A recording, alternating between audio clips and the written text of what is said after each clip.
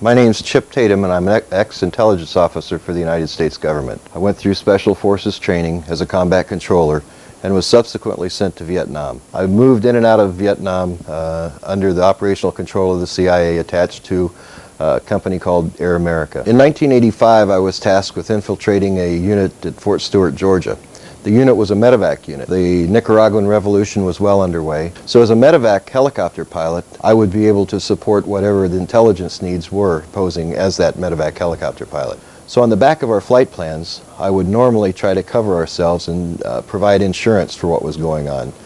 My passengers were written on the back of the flight plan after I landed, and anything having to do with the mission that was of interest were written on the back of the flight plans after I landed.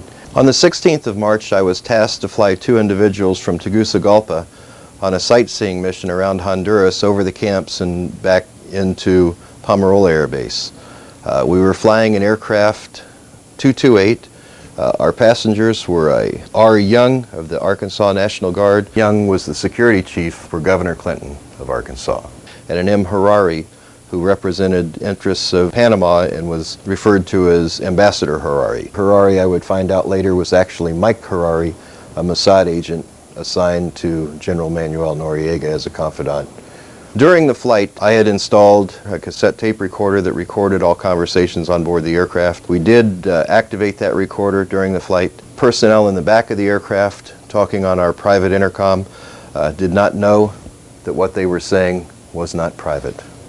In the conversation between Mr. Harari and Mr. Young was asking Mr. Harari basically, what's going on here? But he says Arkansas has the capability to manufacture anything in the area of weapons, and if we don't have it, we'll get it. Harari said in return, how about government controls? Well, Young then came in and said, the governor's on top of it, and if the feds get nosy, we hear about it and make a call. Then they're called off. He was looking around the countryside and continued, why the hell would anyone fight for a shithole like this? Harari referred, shaking his head in awe, what we do has nothing to do with preserving a country's integrity. It's just business. And third world countries see their destiny as defeating borders and expanding. The more of this mentality we can produce, the greater our wealth. Train and we arm. That's our job. And in return, we get a product, far more value than money for a gun. We're paid with the product, and we credit top dollar for the product. Buddy was still looking confused, and Mike continued. Look, one gun and 3,000 rounds of ammo is $1,200. A kilo of product is about $1,000. We credit the Contras $1,500 for every kilo. That's top dollar for a kilo of cocaine down here. It's equivalent to the Americans' Kmart special, buy 4, get 1 free. On our side, we spend $1,200 for a kilo and sell it for $12,000 to $15,000. Now that's a profit center, and the market is much greater for the product than for the weapons. It's just good business sense, understand? Buddy responded with, damn, so you guys promote wars and revolution to provide weapons for drugs. We provide the non-numbered parts to change out, and we all win. Damn, that's good. Harari, the Mossad agent, said in return, it's good when it works, but someone, how do you say, has his hand in the coffer? Buddy responding on the defenses. Well, we get our 10% right off the top, and that's plenty. Goofus can make it go a long way. Harari responded to that.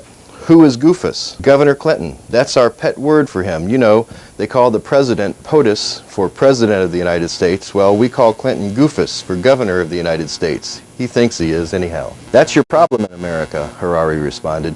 You have no respect for your elected officials. They're more powerful than you think and have ears everywhere. You should heed my words and be loyal to your leaders, especially when speaking to persons like me. Your remarks indicate a weakness, something our intelligence analysts look for. Ah, hell, Mike, everybody knows that Clinton wants that White House and will do anything to get it. That's why I'm here instead of someone else. We know about the cocaine. Hell, I've picked it up before with Lassiter when he was worried about going on to Little Rock Air Base to get it. And in finishing their conversation, he spoke of a man named Barry Seal. Buddy Young said, Seal and his guys, I like his attitude, and leave the driving to us, he said, quoting one of Seal's good old boys, saying, you like Seal? Mike asked. Buddy returned with, hell, he's the only one I trust. Respect is the word. Do you see much of him? Harari asked. Hell yeah, we test drive Clinton's rides before we send him on, you know? He laughed, grinding his hips, saying, how much coke do you reckon you can make in a week? Harari responded with, one camp can produce 400 keys a week. The others are about half that, but that's just our operation here. We have other sources in various parts of the world. Why do you ask? What? Oh, the governor wanted to know our capacity.